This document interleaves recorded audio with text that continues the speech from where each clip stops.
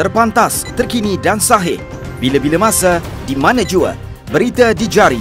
Subscribe YouTube Bulletin TV3. Buletin pagi 19 April, anda bersama dengan saya Siti Khadijah Jaafar. Tajuk utama pagi ini, kos ECRL RM44 bilion boleh dikurangkan lagi. Juga Kerajaan Jamin Rakyat Malaysia berpeluang guna 5G pada harga munasabah.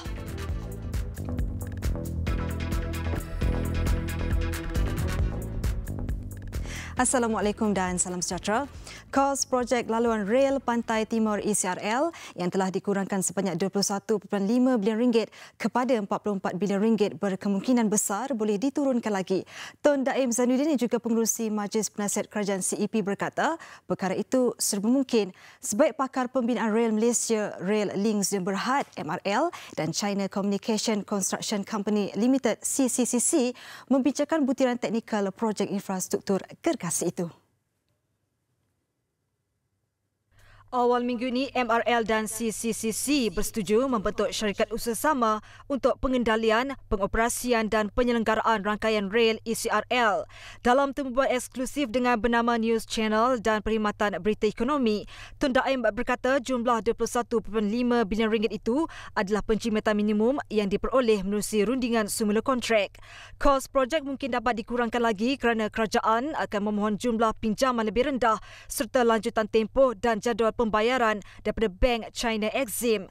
Pihaknya akan merundingkan jumlah yang agak besar, sekurang-kurangnya RM30 bilion pada fasa rundingan akan datang kerana tidak mahu terikat dengan perjanjian tambahan baru untuk kejuruteraan, perolehan, pembinaan dan pelaksanaan.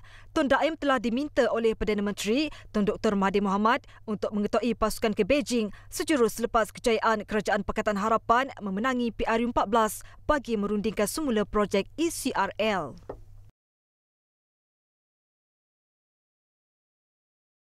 Ini pula mengenai projek landasan berkembang elektrik Gemas Johor Bahru. Projek sepanjang 192 km yang dijangka siap pada Oktober 2021 itu kini siap 37%. Menteri Pengangkutan Anthony Loke berkata, projek bernilai RM8.9 bilion itu dijangka siap sebelum perkhidmatan tren elektrik ETS memulakan operasi pada awal 2022. Tambahnya terdapat 324 halangan dikenal pasti di sepanjang laluan berkenaan termasuk rumah dan bangunan yang perlu dipindahkan atau dirobohkan. Setakat ini 191 halangan berkenaan sudah diselesaikan.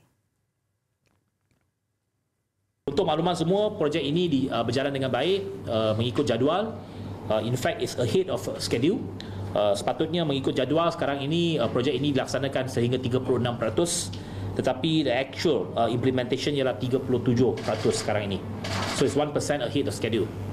Dan kita menjangkakan bahawa projek ini akan siap pada Oktober 2021 dan perkhidmatan kereta api berkembang ini ataupun ETS daripada Johor Bahru ke utara boleh bermula pada awal tahun 2022.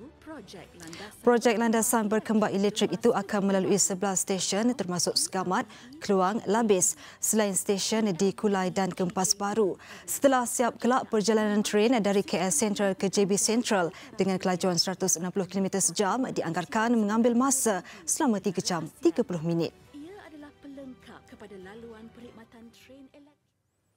Dalam perkembangan lain, kerangka perjanjian operasi OA baru dengan Malaysia Airport Holdings Berhad MAHB akan dimuktamadkan Jun depan. Anthony Loke berkata kerangka baru itu membolehkan pihak swasta bekerjasama dengan MAHB dalam membangunkan infrastruktur dan kemudahan di 39 lapangan terbang seluruh negara. Menurut Loke, perjanjian itu membolehkan kerajaan mengurangkan beban kewangan termasuk untuk menaik taraf lapangan terbang di seluruh negara. Ini kerana modal pembangunan lapangan terbang dahulu memerlukan peruntukan dana kerajaan bagi memenuhi keperluan industri penerbangan dunia. Namun inisiatif baru untuk menggalakkan pihak swasta memainkan peranan lebih besar dalam pembangunan infrastruktur negara. Kita sekarang ini nak menggalakkan pihak mereka, MHB ataupun mereka mencari partner baru ataupun pihak swasta yang baru untuk melabur dalam pembangunan infrastruktur. Umpamanya nak membesarkan terminal, nak memanjangkan landasan, nak bina fasiliti baru, terminal baru dan sebagainya, kita mengharapkan ada capex daripada pihak swasta. Jumaat lalu kerajaan dilapor bersetuju untuk meluluskan permohonan MAHB bagi melanjutkan tempoh OA bagi operasi, mengurus dan menyelenggara 39 lapangan terbangnya sehingga 11 Februari 2069. Beliau berkata demikian selepas melancarkan stesen FedEx Express di Sedai Airport City, Johor. Hadir sama Naib Presiden Operasi FedEx Asia Tenggara, Mark Shorney. Kerajaan memberi jaminan setiap rakyat di negara ini berpeluang untuk menggunakan rangkaian teknologi 5G pada harga munasabah. Bagaimanapun, Menteri Komunikasi dan Multimedia Gobind Singh Deo berkata, kadar harga rangkaian teknologi baru itu belum boleh diputuskan sehingga laporan berkaitan projek perintis 5G diterima pada hujung tahun ini. Ujarnya, projek perintis itu kini dijalankan di Putrajaya dan Cyberjaya selama 6 bulan hingga Oktober tahun ini. Laporan akan dibentangkan kepada kerajaan bagi memastikan negara bersedia untuk melaksanakan jaringan dan teknologi kelajuan tinggi. Harga pula akan diputuskan selepas pihaknya menerima laporan akhir yang disediakan Suruhanjaya Komunikasi dan Multimedia Malaysia SKMM berhubung ujian projek perintis itu. Dan ini adalah pendirian saya. Kita kena lihat kepada masa depan di mana semua rakyat Malaysia dan semua orang di dunia ini menggunakan internet. Jadi teknologi baru ini juga akan saya pasti akan digunakan oleh semua. Jadi dalam keadaan tersebut saya harap bahawa harga yang ditetapkan itu adalah munasabah supaya ianya menjadi accessible kepada semua. Beliau berkata demikian pada sidang media selepas majlis perasmian pameran 5G yang disempurnakan Perdana Menteri Tun Dr. Mahathir Mohamad semalam. Pameran 5G Malaysia yang berlangsung selama 4 hari hingga Ahad ini di Kompleks Perbadanan Putrajaya memberi peluang kepada rakyat menyaksikan sendiri bagaimana teknologi 5G boleh meningkatkan taraf hidup mereka. Ia termasuk penggunaan teknologi hologram, proses perawatan dan diagnosis pesakit tanpa doktor DCC serta demonstrasi robot tangan menggunakan teknologi 5G.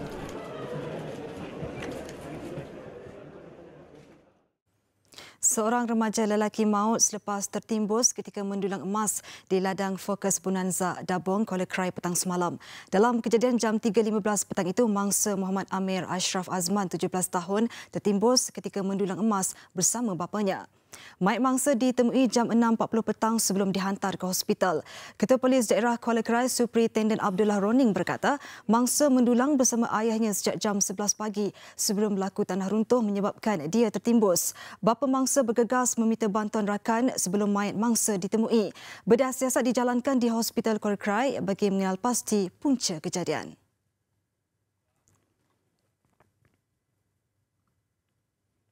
Tumpahan minyak yang mencemari perairan di Kota Tinggi Johor mula memberi kesan kepada nelayan tempatan. Kesan pencemaran minyak menyebabkan nelayan di kawasan itu tidak dapat turun ke laut selain kesan minyak hanyut ke pantai dan merosakkan peralatan mereka. Kebanyakan nelayan Tanjung Balau dan Batu Layar terjejas selepas peralatan termasuk jaring dan bubu rosak terkena minyak hitam yang pekat. Nelayan bimbang pihak berkuasa terpaksa mengambil masa yang lama untuk membersihkan sepenuhnya tumpahan itu. Pencemaran yang dikesan sejak Selasa lalu dipercayai berpunca daripada aktiviti pembuangan sisa oleh kapal tangki. Dianggarkan kira-kira 300 tan minyak bahan api marin dibuang di perairan itu. Pengarah Jabatan Laut Wilayah Selatan Dixon Dollah berkata, anggaran itu dibuat berdasarkan analisa perisian komputer. Lokasi pencemaran membabitkan kawasan seluas 4 batu nautika dari pesisir pantai. Kerja pembersihan tumpahan minyak dilakukan sejak semalam oleh anggota Jabatan Laut Johor. Semburan kimia digunakan bagi menguraikan minyak di kawasan itu. Operasi pembersihan di kawasan pantai turut disertai agensi lain termasuk pihak berkuasa tempatan PBT. Katanya penemuan sisa minyak itu bukan pertama kali berlaku di Tanjung Balau di sini. Sebaliknya hampir setiap tahun. Lebih banyak kawasan luar bandar dan kampung digalakkan untuk menyertai program pembangunan luar bandar My Kampung My Future MKMF. Ketua Setiausaha Negara Datuk Seri Ismail Bakar berkata, ia bertujuan meningkatkan aktiviti ekonomi luar bandar terutamanya bagi mengurangkan penghijrahan golongan belia ke bandar. Ketika ini terdapat sebanyak 12 buah kampung yang telah terlibat dalam program MKMF di seluruh negara. Datuk Seri Ismail berkata pendapatan keseluruhan tahunan diraih usahawan mencecah hampir RM800,000 setahun melalui pelbagai aktiviti berasaskan pertanian dan bukan pertanian. Pencapaian itu katanya menunjukkan MKMF mampu menyuntik motivasi kepada penduduk terutama golongan muda untuk mengusahakan aktiviti ekonomi bagi meningkatkan pendapatan. Ini merupakan satu program yang berterusan. Program yang berterusan di mana kita akan meningkatkan penglibatan semua pemain-pemain industri untuk memajukan industri kampung luar bandar ini, dan kita sebagai kerajaan kita memberikan panduan to facilitate usahawan-usahawan yang ingin terlibat, tapi the ownership itu ataupun akhirnya adalah orang kampung itu sendiri. Melalui inisiatif itu katanya produk-produk hasil usahawan tempatan dapat diperkembangkan serta membuka lebih banyak peluang pekerjaan di luar bandar. Terdahulu Datuk Seri Ismail mengadakan lawatan ke homestay Bang Huris, Sepang, Selangor. Kementerian Perdagangan Dalam Negeri dan Hal Ehwal Pengguna KPDN HEP memperuntukkan sebanyak RM20 juta untuk tujuan promosi beli barangan buatan Malaysia. Menurut Menterinya Datuk Seri Saifuddin Nasution, lonjakan sebanyak 7 kali ganda berbanding peruntukan pada masa lalu itu dapat merancangkan lagi promosi kempen. Katanya langkah itu bertujuan menggalakkan pertumbuhan ekonomi domestik dan meningkatkan kesedaran di peringkat global. Kempen Beli Barangan Malaysia hari ini diperhebatkan dengan kerjasama KPDN HEP dan syarikat penerbangan AirAsia Berhad dalam melonjakkan produk-produk usahawan tempatan ke peringkat seterusnya. Sudah tentu kami perlu tampil dengan idea yang lebih unik dengan penampilan yang lebih agresif. Sebahagian daripadanya adalah dalam bentuk menjalin kolaborasi seperti ini, iaitu leverage di atas reputasi hebat yang sudah pun dimiliki oleh AirAsia, dan ini akan memberikan manfaat yang lebih menyeluruh dan impak yang lebih besar. Beliau berkata demikian pada majlis AirAsia menyokong kempen Beli Barangan Malaysia. Turut hadir Ketua Pegawai Eksekutif Kumpulan AirAsia, Tan Sri Tony Fernandes. Kerjasama itu antara lain membuka ruang kepada syarikat-syarikat tempatan berdaya saing yang dikenal pasti oleh kementerian untuk diketengahkan melalui platform jenama milik AirAsia. Produk keluaran lebih 550 pengusaha tempatan juga akan ditawarkan melalui menu dalam penerbangan AirAsia tanpa sebarang caj penyeneraian.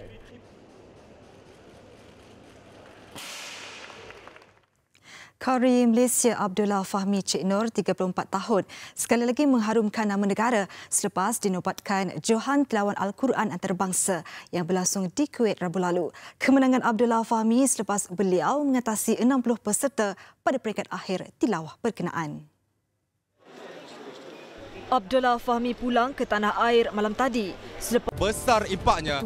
Selepas hasilnya pantas menampilkan prosiding ini secara dan keuangan maya. Berita di jari. Subscribe YouTube Bulletin TV3.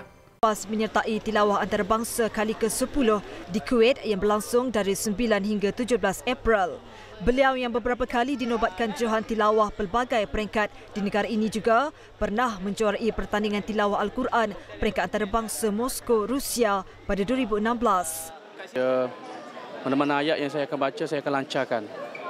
Saya ulang banyak kali, puluh kali atau belah-belah kali, 10 kali. Lancarkan baca murattah saja, baca biasa. Lepas tu saya lebih kepada tadabbur, maknanya saya tengok tafsir semua. Cek wakaf ibtidak, nak berhenti mana, nak ambil mana. Kita perlu tepat. Dari sudut penjagaan diri, banyakkan rehatlah kita. Minum air cukup, tidur cukup. Ujarnya penyertaan beliau sebagai wakil negara dilakukan menerusi pilihan dan kepercayaan Jabatan Kemajuan Islam Malaysia JAKIM. Turut sama dipilih wakil negara ialah Muhammad Amir Ikmal, 23 tahun yang meraih hadiah seguh hati. Abdullah Fahmi berjaya membawa pulang 5,000 dinar Kuwait atau kira-kira RM68,000 selain sijil penghargaan. Tempat kedua disandang Qori Indonesia, manakala ketiga Qori dari Brunei Darussalam.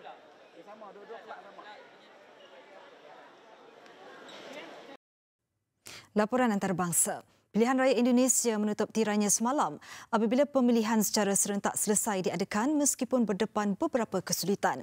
Walaupun keputusan rasmi hanya akan dapat diketahui bulan depan, sentimen pengundi melalui kiraan awal menunjukkan politik identiti dan agama tidak memberi kesan signifikan pada pilihan raya kali ini. Laporan Nadia Mohsin dari Jakarta, Indonesia. Menurut penganalisis politik, pilihan raya 2014 dan pilihan raya 2019 iaitu pada tahun ini tidak jauh bezanya. Selain calon presiden yang bertanding ialah orang yang sama, Jokowi dan juga Prabowo, isu yang dimainkannya juga adalah isu yang sama. Sementara dari segi pola pengundian dan sokongan juga menunjukkan ada sedikit perubahan yang tidak signifikan. Kempen selama 7 bulan sejak Oktober lalu menyaksikan sentimen agama menjadi senjata utama kepada kedua kubu bagi meraih sokongan bagi penyandang Joko Widodo maupun Prabowo Subianto sebagai pencabar. Bagaimanapun, hasil kiraan awal semalam menunjukkan sentimen agama tidak memberi kesan yang signifikan dalam pola pemilihan pengundi. Jadi hanya berpengaruh saya kira isu-isu agama itu di wilayah-wilayah tertentu. Tetapi sampai di grassroots sebenarnya pertarungan kinerja Pak Jokowi, kemudian pertarungan isu yang dibangun, isu agama katakanlah itu, ternyata membuktikan bahwa kinerja jauh lebih kuat, masyarakat lebih memilih pemimpin yang bekerja dibanding kemudian isu-isu itu yang dimainkan. Sejumlah lembaga survei menunjukkan Jokowi dan Ma'ruf Amin unggul berbanding Prabowo dan Sandiaga Uno pada pilihan raya kali ini. Walau bagaimanapun, keputusan rasmi hanya akan diumumkan oleh Suruhanjaya Pilihan Raya Indonesia (KPU) pada bulan depan, dan mana-mana pihak yang tidak berpuas hati boleh mengemukakan bantahan ke atas keputusan tersebut. Dengan keputusan awal itu, sekiranya Jokowi sekali lagi secara rasmi bergelar Presiden Indonesia, kerjaya politik Prabowo disifatkan mungkin telah sampai ke titik akhir. Saya kira mungkin memang Pak Prabowo momennya tahun ini. Tapi ketika ini gagal, saya kira untuk ke depan mungkin sudah kehilangan momen untuk kemudian kembali bertarung. Justru kita memprediksi di 2024, justru kita berharap yang akan muncul adalah sosok-sosok baru, sosok-sosok muda, bahkan prediksi kita akan mewarnai demokrasi di Indonesia. Dan kalau itu muncul, maka politik identitas yang coba muncul saat ini saya kira akan hilang ketika pertarungan di 2024 adalah pertarungan kalangan-kalangan anak-anak muda yang baru.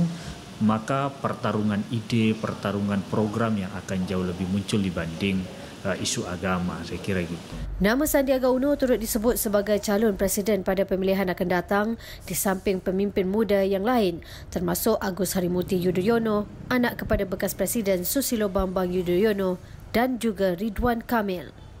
Sandiaga menunjukkan prestasi cemerlang sepanjang kempen pilihan raya ini berlangsung, bahkan dinilai sebagai faktor utama sokongan terhadap Prabowo. Kehadiran barisan pemimpin muda untuk pemilihan 5 tahun lagi dilihat akan mematikan politik agama yang disuburkan dalam kempen pilihan raya Indonesia sejak 2014. Dari Jakarta, Indonesia, Nadia Mohsin melaporkan. Masalah di mana saya orientasi strategi pembangunan. Laporan pendakwa raya khas Robert Mueller berhubung campur tangan Rusia dalam pilihan raya Presiden Amerika Syarikat pada 2016 tidak menemui sebarang bukti pasukan kempen Presiden Donald Trump bersekongkol dengan Rusia. Peguam Negara Amerika Syarikat William Barr bagaimanapun berkata laporan itu memperincikan 10 insiden kemungkinan Trump menghalang proses keadilan. Council report makes clear the Russian government sought to interfere in our election process. But thanks to the Special Counsel's thorough investigation, we now know that the Russian operatives who perpetrated these schemes did not have the cooperation of President Trump or the Trump campaign. Barr adalah antara beberapa individu yang berpeluang untuk membaca versi terakhir laporan itu sebelum ia didedahkan kepada Kongres dan umum. Laporan itu turut menyimpulkan bahawa Trump maupun penasihat kempennya tidak bersubat dengan Rusia semasa kempen pilihan raya, sama ada melalui tindakan menggodam dan menyiarkan email Parti Demokrat atau usaha menyebarkan maklumat palsu kepada pengundi Amerika Syarikat. Sejurus selepas sidang media Barr berakhir, Trump melalui catatan Twitter beliau sekali lagi mengulangi tiada pakatan sulit dan tiada cubaan menghalang proses keadilan. Besar impaknya. Tular selepas hasilnya. Pantas menampilkan prosiding ini secara dan keuangan maya. Berita di jari. Subscribe YouTube Bulletin TV3. Sukan. Kelab Liga Perdana Inggeris terus mendominasi saingan peringkat Eropah musim ini. Selepas kejayaan Liverpool dan Tottenham Hotspur dalam kempen Liga Juara-Juara Eropah, giliran dua lagi pasukan utama Arsenal dan Chelsea melangkah ke peringkat separuh akhir Liga Eropah. Arsenal mengatasi Napoli 1-0 mara dengan agregat 3-0, sementara Chelsea cuba dicabar Slavia Praha menang dengan keputusan 4-3 agregat 5-3. Berbekakan kemenangan 2-0 pada pertemuan di Emirates sebelum ini, keputusan seri sudah memadai buat Arsenal untuk ke separuh akhir. Namun jaringan Alexander Lacazette pada minit ke-36 semestinya menceriakan penyokong pelawat. Bukan hanya meraih kemenangan, keputusan 1-0 yang dilakar melengkapkan agregat 3-0 memihak Arsenal untuk mara ke pusingan seterusnya. Sementara itu, kebangkitan yang cuba dilakukan Slavia Praha tetap gagal untuk mengikat satu lagi wakil England, Chelsea, ke separuh akhir. Berbekal kemenangan 1-0 pada pertemuan pertama, Chelsea bermula baik menjadikan 2 gol menerusi Pedro dan jaringan sendiri Simon Daly dalam tempoh 10 minit terawal permainan. Terus lesa dengan jaringan Olivier Giroud minit ke-17, Praha cuba bangkit dengan jaringan Thomas Sosek sebelum Chelsea menamatkan babak pertama dengan keputusan 4-1 hasil jaringan kedua daripada Pedro pada minit ke-27. Walaupun Praha berjaya memberikan tekanan menerusi 2 jaringan Peter Ševčík minit ke-51 dan 55, ia tetap gagal menyikat kemarahan Chelsea yang mara menerusi agregat 5-3. Turut melangkah ke pusingan 4 pasukan terbaik, wakil Jerman Frankfurt yang melakar kemenangan 2-0 ke atas Benfica mara menerusi kelebihan jaringan di tempat lawan selepas kedua-dua pasukan terikat dengan agregat 4 sama. Sementara Valencia turut mencatat kemenangan 2-0 ke atas pasukan setempat, Villarreal melangkah ke separuh akhir dengan agregat 5-1. Peringkat separuh akhir di jadual 2 dan 9 Mei nanti, Arsenal terlebih dahulu akan melayan kunjungan Valencia. Manakala Chelsea akan berkunjung ke Jerman menentang Frankfurt.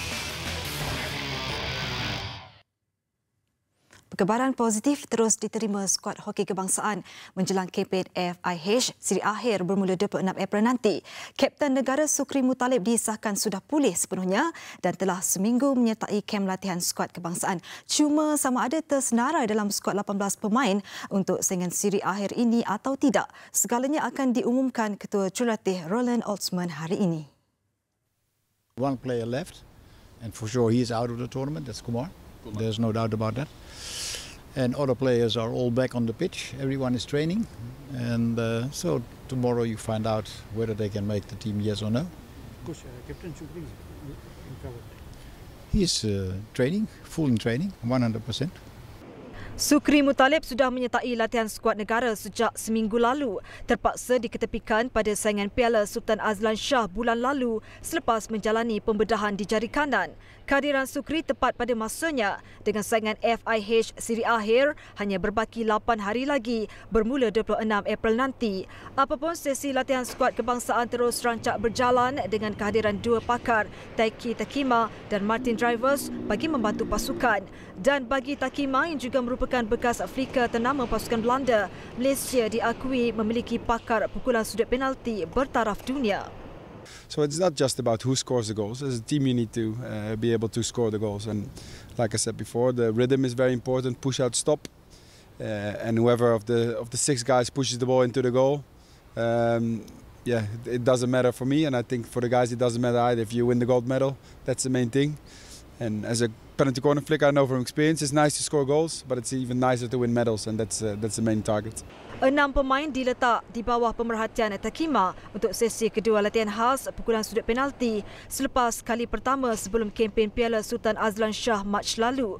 Diketuai Muhammad Razi Rahim selain Faizal Syahari dan Syahriz Saabah, pasti akan ada kesukaran buat Ultimate membuat pilihan dengan Najmi Fariza Jazlan dan Syed Syafiq Syed Cholan turut mempamerkan peningkatan. Kami punya training memang positif. So semua pun semangat. Setiap kali training semua semangat. So saya rasa semua fight untuk tempat masing-masing. So saya rasa semua is positif mood lah untuk tournament kali ni. Saya pun baru balik baik pada kecederaan dan coach cuma cakap pada saya ialah berikan komitmen 100% dalam latihan untuk membuktikan yang saya dah bersedia dalam pasukan. Malaysia memulakan kempen FIH siri akhir menentang Brazil, diikuti China sebelum berdepan Itali.